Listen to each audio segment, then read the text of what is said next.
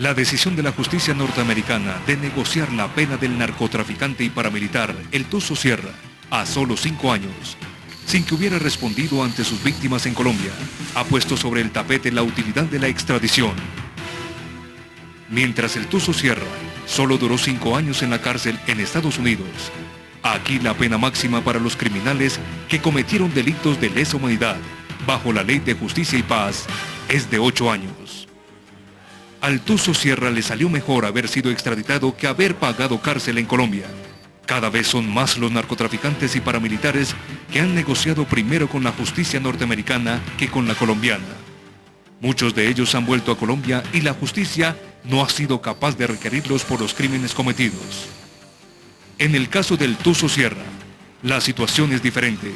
Según la Fiscalía, si llega a Colombia será capturado y tendrá que enfrentar el proceso de justicia y paz que quedó pendiente antes de que fuera extraditado. ¿Para qué sirve la extradición? Los invitados de esta noche son Alfonso Gómez Méndez, exfiscal general de la Nación, y Juan Manuel Galán, senador por el Partido Liberal.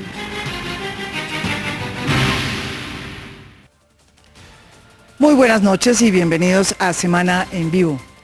Hace muchos años, en 1984, el país decidió extraditar, no el país, el gobierno del presidente Betancourt, después de la muerte y el asesinato de Rodrigo Lara Bonilla, en ese entonces ministro de la Justicia, decidió hacer la primera extradición y la recuerdo, como muchos la recordamos, como un momento tedioso, una noche tediosa, un día tedioso.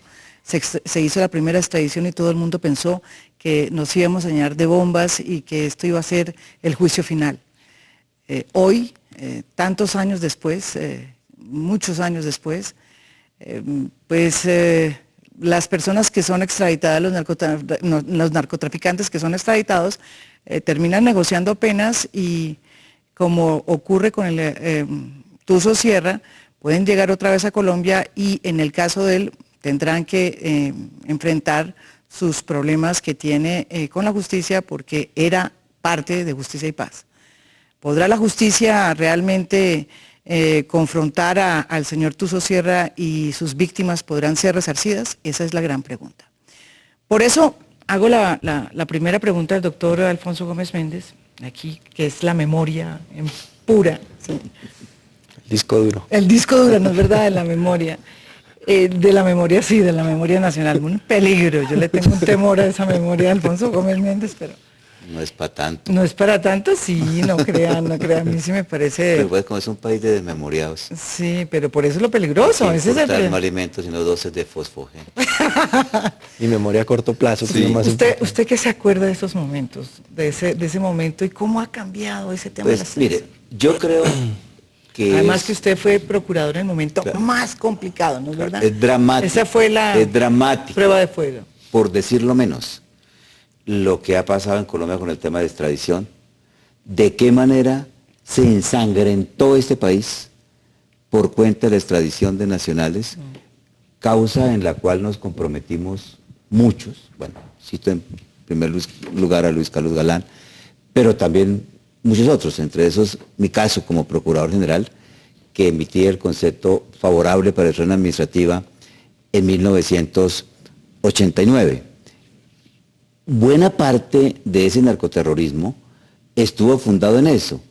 Los narcotraficantes no les preocupaba que les pusieran penas en Colombia. Ellos no pusieron bombas por las penas en Colombia. Yo creo que ni siquiera pusieron bombas por los procesos que se le adelantaron en Colombia.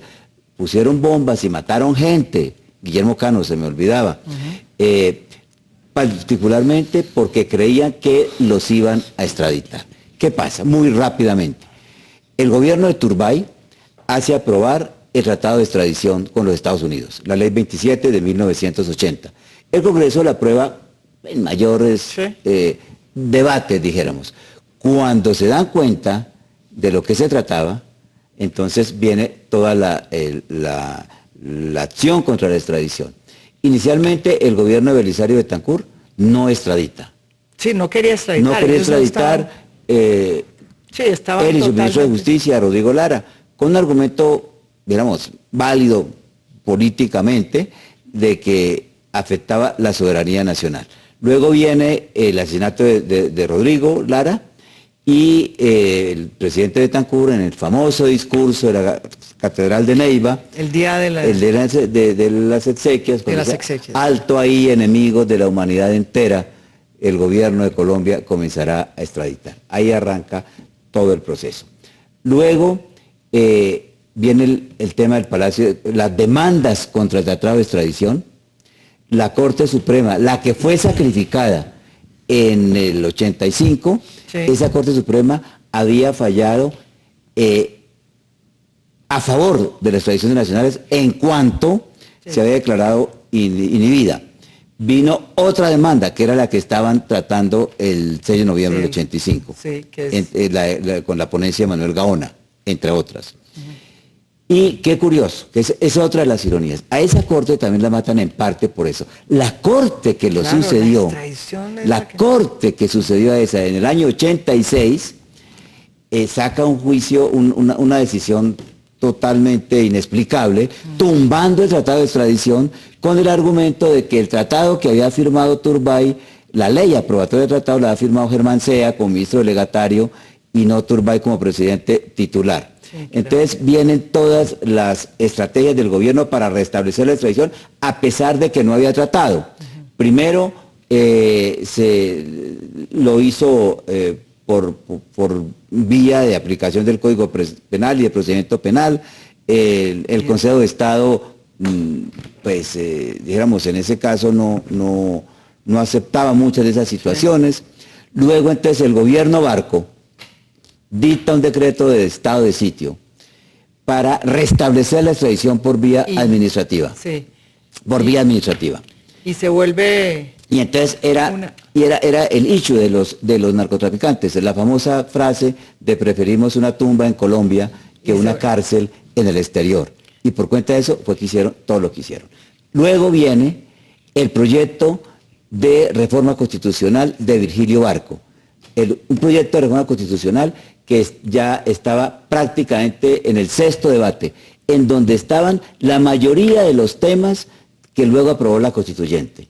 Entre otros la tutela, la doble vuelta para la elección presidencial. Y el 30 de noviembre de 1989, en la Comisión Primera de la Cámara, introducen un mico supuestamente para que se sometiera a referendo de extradición.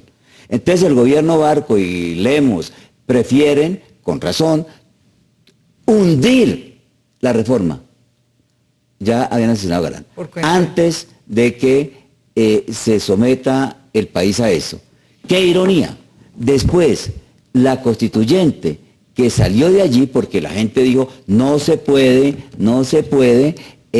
dejarle al Congreso la posibilidad de cambiar la Constitución porque es un Congreso corrupto. ¿Por qué lo consideraban corrupto? Porque iba a abrirle el paso a las tradiciones nacionales. Y esa constituyente fue la que tumbó la extradición, prohibiendo por primera vez en toda la historia del país las extradiciones nacionales por vía constitucional. Y está contado literariamente, noticia de un secuestro de García Márquez, que Pablo Escobar se entregó cuando le llevaron el texto del artículo 35 de la Constitución. Y pensar que pusimos presos muertos y ahora a los narcos ya no les interesa la extradición porque les interesa es irse. Sí, bueno, esa es una historia, sí, exactamente. Ahora, yo, por ejemplo, fui partidaria de la no extradición. Claro, mucha gente, y yo creo que eso lo recoge la Constitución del 91 para bien de los colombianos. Yo todavía creo que esa es una herramienta que se subliminó de alguna manera y cuyos efectos no veíamos claros. Pero después hubo que restablecerla, ¿no? Después se restableció, ¿no es verdad? En el gobierno de Samper. Juan Manuel Galán fue el único político que hoy, o sea, el único político que salió a decir, hombre, ¿esto qué pasó aquí? O sea, en el Congreso, dijo, pero un momentico, ¿qué fue lo que pasó? Me sorprendió porque no había una reacción muy fuerte. Usted sí salió a decir, ¿por qué salió a decir? Pues yo creo que lo que ha pasado con la extradición, que muy bien lo narra el la memoria doctor Alfonso Gómez, toda la época que él le correspondió vivir tan dura y tan difícil como procurador, Pues de ese momento que la extradición era como un disuasivo, hoy se convirtió en un atractivo. Entonces, los narcotraficantes están trabajando con un cartel de intermediarios, que son abogados o narcotraficantes que ya cumplieron su condena en Estados Unidos, que cobran unas comisiones por participar y asesorar y acompañar esas negociaciones, que varían de $500,000 a $300,000, a $150,000, de acuerdo a la importancia que tenga el narco que va a negociar, y se van a la isla de Aruba o se van a una isla en el Caribe, se encuentran allí con las autoridades norteamericanas, la DEA, negocian, y de ahí sale el señor en un avión a los Estados Unidos ya con un estilo acuerdo Baruch Vega firmado, exactamente. Entonces, pues yo creo que después de tanto tiempo en que ha evolucionado este tema de la extradición hacia allá, es el momento de hacer un debate profundo en el Congreso sobre este tema, me parece a mí, y oír al gobierno y a la ministra de Justicia, y oír al procurador y oír a la contralora que también quiere participar en el debate, según me ha dicho. Oír de pronto a los magistrados de la Sala Penal de la Corte Suprema de Justicia, que son los que conceptúan la extradición de cada uno de estos personajes.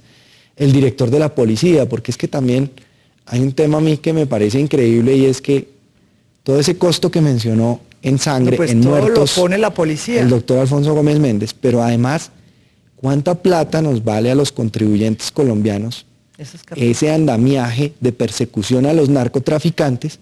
Recursos que de pronto los podamos invertir en la agenda social, en reparar a las víctimas, por ejemplo. No es que lo en que una cantidad de pasó, cosas. Manuel, creo que vamos a tener al general Naranjo. Sí. Esto es que estamos tratando de hacer la conexión en San Lo que Luis de pasó con la operación Milenio, yo era el fiscal general, que fue una gran operación, el general Serrano era el director de la policía, el general Naranjo creo que está en inteligencia, y resulta que buena parte de los de la operación Milenio a los 2 años o antes estaban libres, porque han negociado. Entonces, yo creo que eso es lo que tenemos que plantear hoy los colombianos.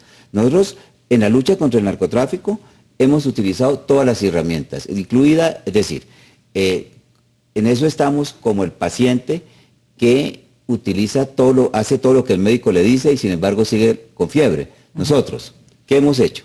Hemos aumentado las penas, ¿y de qué manera?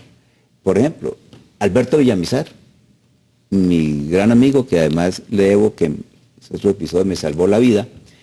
Alberto Villamizar. ¿Por qué le salvó la vida? Porque había un atentado contra mí en Viena cuando era embajador y quien me avisó fue él. Alberto Villamizar, por ejemplo, le hizo un atentado por haber participado en el estatuto antiestupefacientes. Y lo has hecho pasar, sí. Y lo iban a matar, por eso. Y ese fue un episodio interesante de contar brevemente. Claro. Y es que la bancada narcotraficante de los años 80 en el Congreso parlamentaria quería apoderarse de las comisiones primeras de Senado y Cámara. Y eligieron de presidente de la Comisión Primera de Senado, Alberto Santofimio, y iban a elegir a Jairo Ortega de presidente de la Comisión Primera de la Cámara para archivar la extradición. Y se les atravesó en el camino a Alberto Villamizar, que ganó la presidencia de la Comisión Primera de Cámara. Yo participé en esa elección de Alberto Villamizar. Con un voto de la Unión Patriótica. Sí, claro. Y de esa manera se frustró el plan que ellos tenían de apoderarse de las mesas directivas. Claro, y que iban a matar a Alberto Villamizar. Entonces nosotros aumentamos las penas. Sí. Por sugerencia mía, el gobierno Barco, por decreto de estado de sitio, creó el enriquecimiento ilícito, que yo prácticamente redacté, derivado del narcotráfico. Creamos también por iniciativa mía la figura de la extinción de dominio de los bienes del narcotráfico. O sea, hemos hecho todo y hemos extraditado, el expresidente Uribe decía siempre que ese gobierno había extraditado, pero el problema no es del gobierno, porque se han extraditado a los que han pedido. Sí, a los que han pedido. Seguimos en esta discusión sobre si sirve o no la extradición y qué vamos a hacer si los narcos se quieren ir allá y no pagar las prisiones aquí en Colombia. Estamos en Semana en Vivo, no se vayan, ya volvemos.